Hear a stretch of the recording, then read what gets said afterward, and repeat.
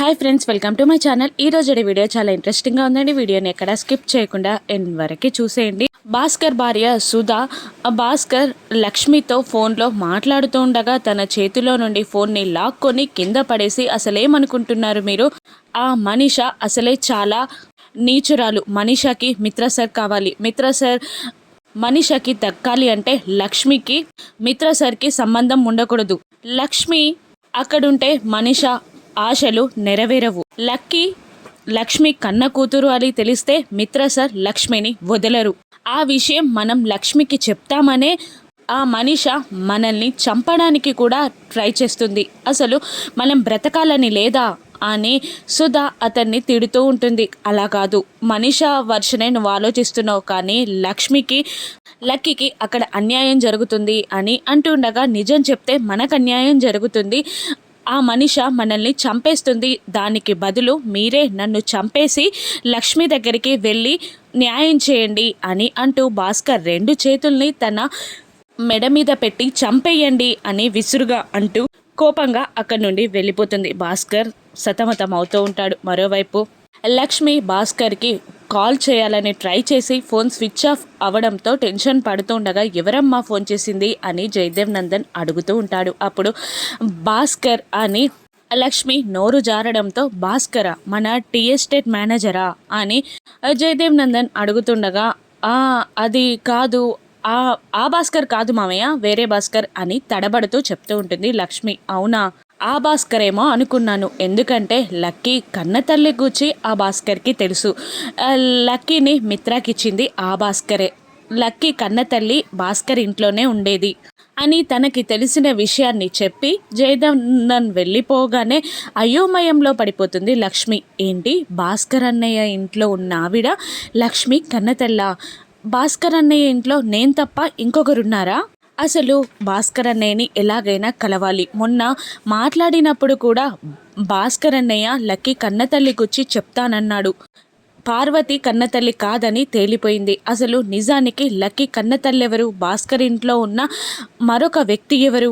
ఆ రోజు నాకు పుట్టింది ఒక జున్నుయే కదా, ఏంటి అని ఆలోచనలో మునిగిపోతుంది లక్ష్మి. ఇక పార్వతి టెన్షన్ పడుతూ నేను ఇక్కడ నుండి వెళ్ళిపోతున్నానని మనీషాని బెదిరిస్తూ ఉంటుంది. ఇక ఏంటి అలా చేయడం ఏంటి అని పార్వతిని మనీష అంటూ ఉండగా, ఏం చేయమంటారు, కోర్టులు కేసులు అంటున్నారు, నా వల్ల కాదు, నేను ఏదో యాక్టింగ్లు చేసుకొని బ్రతికేదాన్ని, కానీ ఈ కోర్టు కేసులంటే నా వల్ల కాదు అని పార్వతి భయపడుతూ ఉండగా, ఇప్పుడు నువ్వు వెళ్ళిపోతే లక్ష్మి ఊరుకుంటుంది అనుకుంటున్నావా? నువ్వు పాతాళంలో ఉన్నా కూడా నిన్ను తీసుకొచ్చి మిత్ర ముందు నిలబెడుతుంది. అప్పుడు నిన్ను భూస్థాపితం చేయడం తప్ప మిత్ర మరొక పని చేయడు అని బెదిరిస్తూ ఉంటుంది మనీష పార్వతిని.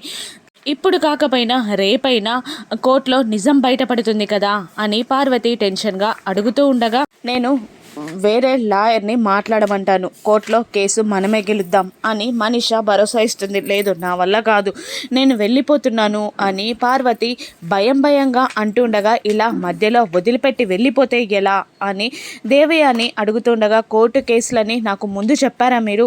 పాప తల్లిగా యాక్టింగ్ చేయాలి అన్నారంతే, అందుకే వచ్చాను, నా వల్ల కాదు అని పార్వతి తెగేసి చెప్పడంతో, సరయుతో ఫోన్లో మాట్లాడి మంచి లాయర్ని ఫిక్స్ చేయి, అప్పుడే పార్వతి టెన్షన్ తగ్గుతుంది అని దేవయాని అనడంతో, అలాగే అంటూ సరయుకు కాల్ చేసి మంచి లాయర్ని అపాయింట్ చేయమని అంటూ ఉండగా, చాలా డబ్బు ఖర్చు అవుతుంది అని సరయు అంటూ ఉంటుంది. ఎంత ఖర్చైనా పర్లేదు అని మనీష కాల్ కట్ చేస్తుంది. ఇంకా ధైర్యంగా ఉండు అని చెప్పి మనీష అక్కడి నుండి వెళ్ళిపోతుంది.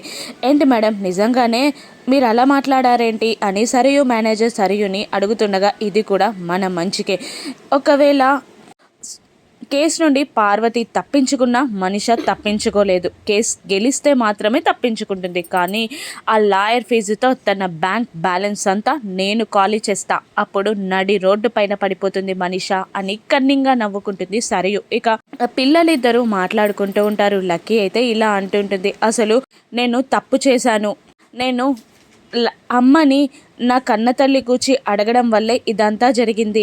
నాన్న నా కన్న తండ్రి కాదని తెలియడంతో బాధపడి నా కన్న తల్లి ఎవరని అడిగాను, అందుకే లక్ష్మీ అమ్మ అలా వెతుక్కుంటూ వెళ్ళింది, లేకపోతే నేను ఇప్పుడు లక్ష్మీ అమ్మ దగ్గరనే ఉండేదాన్ని అని లక్కీ అంటుండగా, ఏం కాదు, అమ్మ నీకోసం ఫైట్ చేస్తుంది కదా నిన్నిక్కడే ఉంచేస్తుంది, నీకోసం ఎంత కష్టమైనా పడుతుందమ్మా అని జున్ను లక్కీతో అంటుండగా, అవును అమ్మ చాలా మంచిది, నా కోసం చాలా కష్టపడుతుంది, డాడీ కూడా అమ్మని తిట్టారు, అమ్మ చాలా బాధపడింది అని లక్కీ అంటూ ఉండగా దూరం నుండి మిత్ర వీళ్ళందరి మాటలని వినేస్తూ ఉంటాడు. ఇంకా జున్ను, లేదు డాడీ తిట్టినా అమ్మ ఫీల్ అవ్వదు, ఎందుకంటే డాడీ అంటే అమ్మకి అంత ఇష్టం, నువ్వన్నా ఇష్టం, మనకిద్దరికి ఒకే అమ్మ ఒక డాడీ అని జున్ను అంటూ ఉండగా లక్ష్మిని తను తిట్టిన మాటలు గుర్తు తెచ్చుకొని రీగ్రెట్గా ఫీల్ అవుతూ ఉంటాడు మిత్ర. ఇంకా లక్కీ, అసలు నేను అమ్మ గురించి అడగకుండా లక్ష్మి అమ్మే మా అమ్మ అని సర్దుకుంటే అయిపోయేది, అసలు లక్ష్మి అమ్మ లాంటి అమ్మ కావాలి అనుకున్నాను, కానీ ఆవిడ మా లక్ష్మి అమ్మలాగా లేదు, నాకు ఆ అమ్మ అవసరం లేదు, నేను ఇక్కడే ఉంటా, లక్ష్మి అమ్మే దగ్గరే ఉంటా అని అంటూ ఉండగా, ఇక ఏం కాదు నువ్వు ఇక్కడే ఉంటావు, అమ్మ కోసం మనం ఏదైనా చేస్తాం, అమ్మ నీ కోసం నాన్న కోసం ఏదైనా చేస్తుంది అని జున్ను ధైర్యం చెప్తూ ఉంటాడు. ఇక మిత్ర తను చెప్పిన మాటలని తిట్టిన తిట్లని లక్ష్మి బాధని అర్థం చేసుకొని రూమ్లోకి వెళ్తాడు. లక్ష్మి రూమ్లోకి తనన్న మాటలని మళ్ళీ ఒకసారి గుర్తు తెచ్చుకుంటూ ఉంటాడు మిత్ర. అప్పుడే లక్ష్మి రూమ్లోకి వస్తుంది. అక్కడ మిత్రాన్ని చూసి ఇలా అంటుంటుంది, మళ్ళీ మీరు తిట్టడానికి వచ్చారు కదా, తిట్టేయండి, ఇక నా వల్ల కాదు, అది కేస్ అని లక్ష్మి ఏదో మాట్లాడబోతుండగా, నేను నిన్ను తిట్టడానికి రాలేదు అని మిత్ర అనేస్తాడు. ఇక షాకింగ్గా మిత్ర వైపు చూస్తూ ఉండిపోతుంది లక్ష్మి. నాన్న చెప్పిన మాటలు అక్షరాల కరెక్ట్, నువ్వు చేసిన పనులన్నీ కరెక్టే, నువ్వు చేసిన పనులన్నీ నేను చేయాల్సినవి, నా వంతు పని నువ్వు చేస్తున్నావు.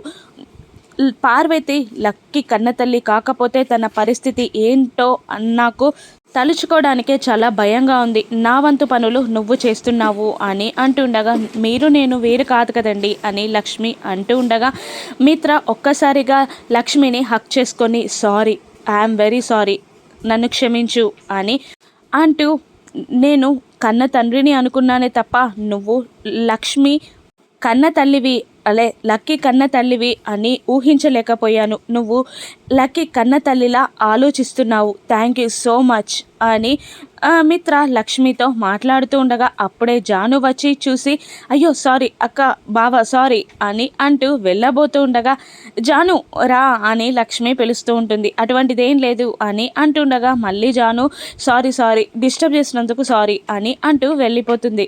జాను వేరేలా అనుకుంది, సారీ అని లక్ష్మి కూడా మిత్రతో చెప్తుండగా మిత్ర చిరునవ్వు నవ్వి అక్కడి నుండి వెళ్ళిపోతాడు. ఇక చాలా ఎక్సైట్గా జాను ఫీల్ అవుతూ వివేక్ దగ్గరికి వెళ్ళి చెప్పడానికి ట్రై చేస్తుండగా, ఎందుకు అంత ఎక్సైట్ అవుతున్నావు అని అడుగుతుంటాడు వివేక్.